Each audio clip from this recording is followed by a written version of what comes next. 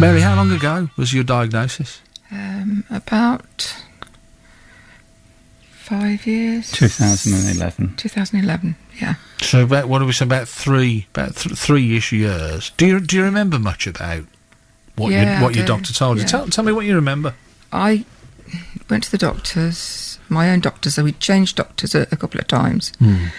And I said to Roger, I don't know what's going on with my head. And I said it was very difficult. I was forgetting simple things. And nobody would listen. When you say simple things, what kind of... Give us an example. What would you do? I had lost my sewing skills. I used to do very fine embroidery. Couldn't do that anymore. Just couldn't remember what to do? That's right. You couldn't remember what to do.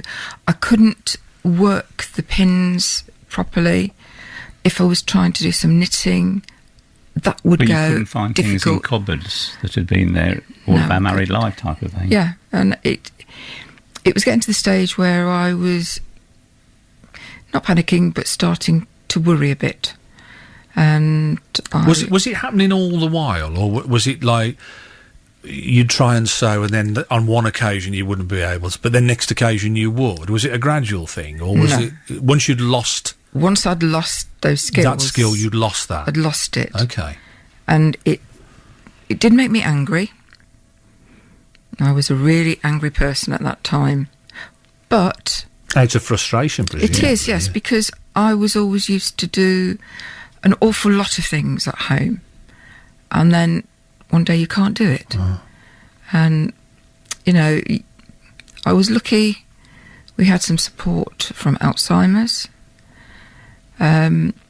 Sorry, I interrupted you though, Mary. You were saying you went to the doctors. Yeah, I went to the doctors. Not a good experience to start with. It was a new lady doctor. Can I just add something to that? It had taken 4 years of going to the doctor with a similar condition before we had this locum in who said, Mary, go home, make a list of the things you can't do and bring it back to me tomorrow. So the locum twigged it, is what you're saying? The locum twigged it. She did. And when she saw the list, she says, we've got to do something about it. So she was being treated for basically depression through the normal doctor system. That was what was being picked up, but it was this doctor that had picked up something more than the depression. So you did. You went away. And made a list, did you, Mary, of the things? I did make a list. It was quite a long list of things I couldn't do. Simple things like I couldn't count money. Telling the time.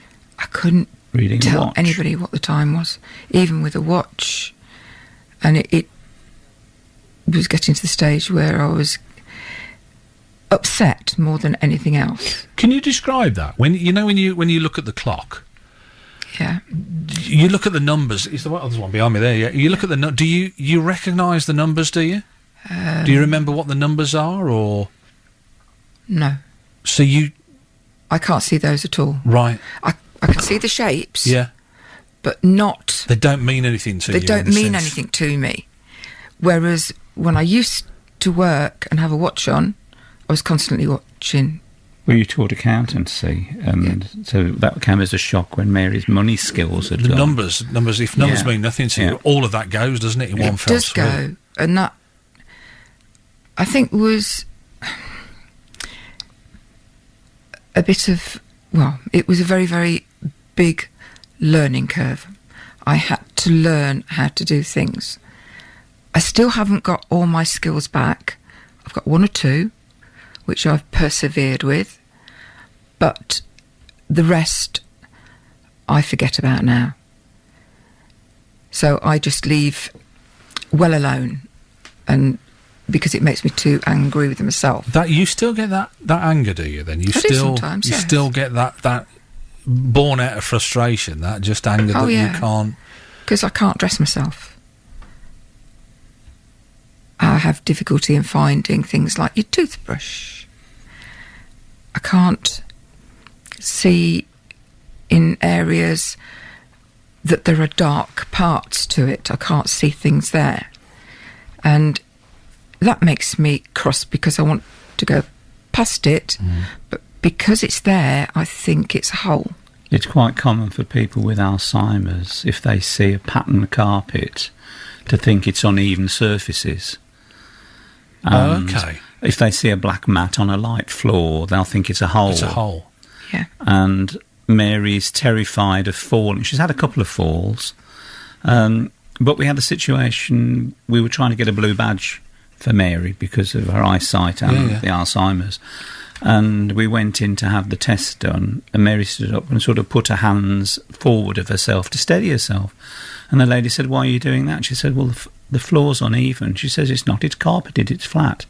She says, "But I've got Alzheimer's, which is linking to a mind thing, and I see it as an uneven surface, and I'm terrified of falling."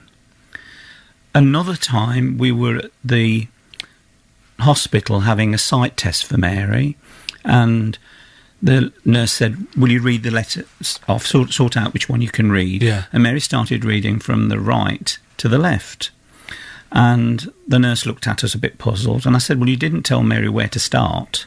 I said, "So try pointing to them." So she pointed to them, and instantly there was what the letters were. And she got to one letter and she pointed to it, and there was no reply from Mary. And I said, "Go on, if you can't say what it is, tell us what you can see." Right. And she says, "Well, it's an O with a bit missing. It's in the word cat, but it's not a K." And a few seconds later she says, "It's a C." So it wasn't the fact that she couldn't see it, she couldn't remember what it was called. Yeah. And it's things like that that you find frustrating. Well, do you know, and the other thing as well, I've thought of another frustration, Mary, which you probably know only too well, is that the frustration in having to tell people who you would assume would know what your condition is all about, what your problems are. Yeah. I bet you can't count the amount of doctors that you've told this is how I am, and this is what I have problems with, and they haven't got the understanding, have they? Well, people don't believe there's anything wrong with her because you can sit and have a conversation. Who doesn't believe there's anything wrong with her? Well, precisely. I mean, we go out. You mean we medical socialise. people don't, just general public? Okay. I can forgive them. Yeah. Do you know what I mean? To a degree, but it's wrong. When Mary says she's got Alzheimer's, I'll say you can't have because you're having a conversation with us. Yeah. You see, now I just talking to you, and we've never met before, but I can see when we talk the concentration that you're applying to the conversation. I have to think. It's an effort, isn't it? It is an effort. Yeah. But I try my best to remember what the word is that I want to say. But sometimes it doesn't come. Some days I'm fine. I can work around what I need to do or what I need to say. But if I go somewhere a bit like today, it's a bit of a challenge because it's somewhere I've never been before, and I'm finding it quite difficult to see. Do you find it overwhelming in a way that like today, like here? Yeah, it is. Because it is also, everything is new here. You don't know the building, you don't know the layout, you never met me, you met a lot of people out there as well. Yeah. And does it kind of wash over you in a way? You think, wow, this is really, really difficult today? I wouldn't say it's really difficult because I worked out when we were asked to do this, I was going to try to keep as calm as I could and try and remember as much as I could. But there are some things that have gone out of my head already, but they will come later for me. Do you mentioned you try and get some of your memory, some of your brain function back. You were saying about, you kind of really were. There's some that you think, okay, that's too difficult and I'll deal with that later. Is that something you've managed to do successfully? For example, with sewing, have you got any of that function back at all? Have you managed to... Nothing? Not the sewing. I've got a little bit of knitting back, but it takes me an awful lot of time to actually sort it out now. But you talk about your frustration. Do you have, in the same way, do you realise what a milestone that is to be able to, you get a little bit of knitting back, and does that feel the reverse of the frustration, or does that not make up? No, I just get cross, and I get cross with myself. The only thing that keeps me sane, let's put it like that, not long after, quite a while ago, my daughter-in-law had a baby, and we're grandparents, and they love us to have him. And that really is the one thing that I absolutely love. Even if he just phones me on the telephone, he's only 2, he phones. Does he dial himself? Does he? Yes. Does he? Yes, he does. He's very forward, isn't he? Oh, he certainly is. And he'll just watch your daddy do it enough times. Yeah, and he'll say, Nana, want to talk? How's the rabbits? Because I have rabbits. Changes your world. It does change your world. And that is the one thing that is really, really keeping me going. To fight for. Tell me about your relationship, because you seem a very close couple, and Roger, you seem to be really able to deal with the changes that you both had to make in your life as well. What's it? You were saying about how angry you get, Mary. I just wonder what's the. It must have put a strain on your relationship. Well, I'm a great believer in the fact I said to Mary when it was first diagnosed, I said, I married you for better or for worse, so we're now getting some of the bad times. Yeah, we don't know what to expect. No. And I will say that Coventry, the Alzheimer Society here, and what they do for us and what they offer, as far as I'm concerned, is second to none. Tell me what they do, Roger. What in practical terms, what kind of thing? Because they're always at the end of the phone if there's a problem, or you feel you want to talk to somebody. Because presumably on an almost daily basis, you come up against things that you might not have experienced before, and you need to make sense. We cope with them. Yeah, we cope.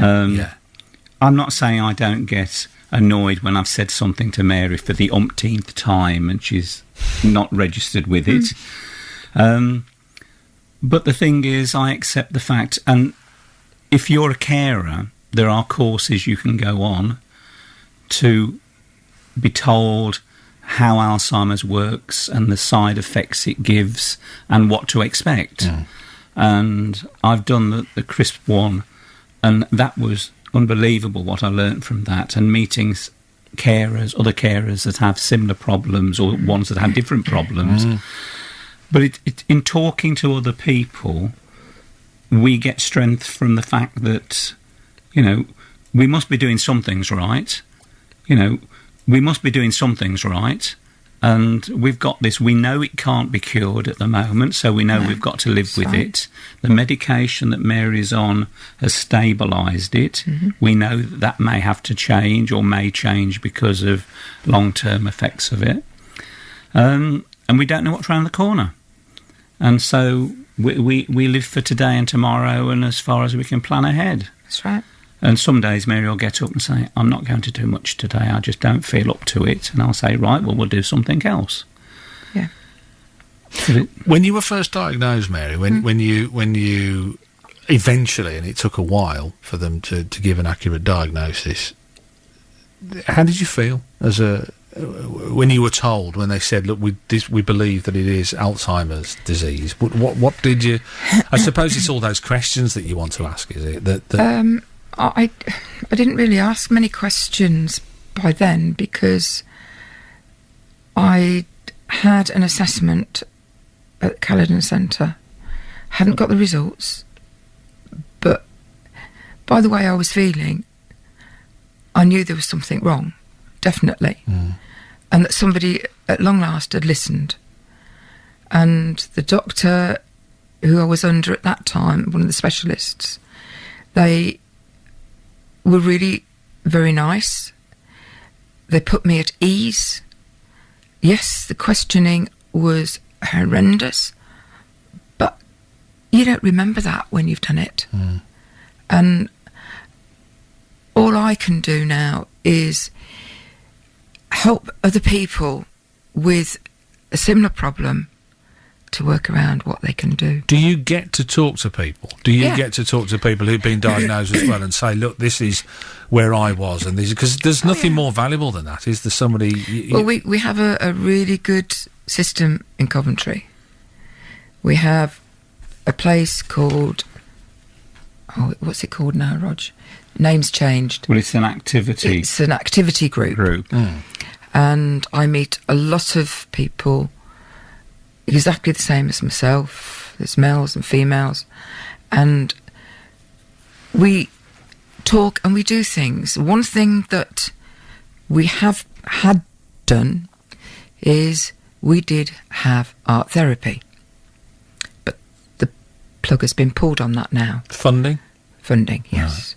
So the 2 or 3 people like myself, we do art therapy on a Thursday afternoon, which is one of the days that we go an activity group. And I do a little bit of painting myself at home. It's not brilliant, but it just gives me a little bit of feeling that I'm still here. How do you feel in yourself now, Mary? Do you feel, you know, Roger was talking about your medication and how that stabilised things for you as well. Do you feel like sort of on a plateau that you've stabilised now? Do you feel that it's not getting worse, it's not getting better, it's kind of stable for you, or not? I think it is stable at the moment. I know it will change. I'm not silly enough to think that it will get any better. But life is too short to let things go and not do things. I mean, we've done a couple of cruises, and it's the best way that I can travel, because I can't go by plane anymore. And that gives me... Why can't you go by plane? I just panic. Right. So... The concept of the whole concept now. Frightens I mean, you. I used to go... I mean, I flew out to Australia to see my brother quite a few years ago, and I took my dad, and I couldn't even contemplate doing that now. But there are other things. You do singing for the brain, don't you? We do singing for the brain. That is absolutely fabulous. Dave Willits is really good at getting everybody to sing and everybody... You might go in looking a little bit down, but you come out. Everybody comes out with a smile on the face. Do you know what I'm hearing from the both of you as well? And I think this is the most heartening thing about your story is that you know it's that human ability to find your way round things. You can't do this, so you do that. Yeah. You can't sew anymore, so you still manage to do a bit of knitting. You can't fly, this year for the so you first go on. time. Do you know what I mean? It's that. It's just saying that I don't. Okay, that's the roadblock. Let's go round, and that's what you become masters of, isn't it? I guess really. What would you say to anybody who may be listening to this morning, Mary, is thinking, I recognise some of that in me? Is it you know, if they're like you, if they're going to their GP and they're not getting ultimately the answers that they think they want, what's the advice? Go somewhere else. Keep on. Be persistent. Yes. Be persistent, because if you're not persistent, they won't listen. And make lists of things that you could do then and what you can't do now. And don't be frightened of putting things on the list that sounds trivial. I mean, Mary, you know, openly now talks to people that I have to sort her clothes out in the morning, and I ask her what colour she wants to wear and lay those out on the bed. Then she chooses. Are you any good at that now? Or are you I'm getting brilliant better at it. See, look at him. You see, I want a certificate in that. You see what I mean? So you think, well, at least he knows his fashion now, which is more than he did before. He knew it before that, because he taught fashion. All right. So, okay. But I mean, I would say to anybody going through the confusion state that keep on at your doctor and let them know. I mean, to be fair, dare I mention the Coventry Telegraph on air? Yeah. We were interviewed by them, and we thought it was going to be a small article for Alzheimer's Week. It ended up being a full page plus a photo. And that morning I went into Astor, and a gentleman coming out says, "You're in the paper today." I hadn't even seen the paper then. And he said, I've just stood in the store and I've read the whole page. He said, it's warts and all. And I said, yes, but it needs to be warts and all, because it's not all roses. There are some really low spells you go through. And he said, well, as a result of it, I've got 2 elderly relations that we've put their condition down to being old. But listening to what you've put in there makes me wonder whether there's an undercurrent of something else. I said, well, it costs nothing to go to your doctor and get it checked out. And if it is, then there's a system you can go through. Yeah, but you have to be persistent. And I mean, there are parts of the country where there's no Alzheimer's Society functioning as it is here. And the more we can get out to people, you know, if you're not feeling well and you're confused, talk to people in the family and get somebody to go with you to the doctors. Let's hope they can get the conversation. I mean, I started off by saying that, you know, that people are not talking about the condition. That's right. They need to hear from people. And they're like in you. denial, because an awful lot of elderly people don't like to be a nuisance or don't feel that they're causing problems. Listen, it's been an absolute pleasure to meet the both of you. I wish you well. Thank you very much for joining us. It's has it been okay in the end? Yeah, it's been fine. Yeah. We'll do it again next week, same time, all right.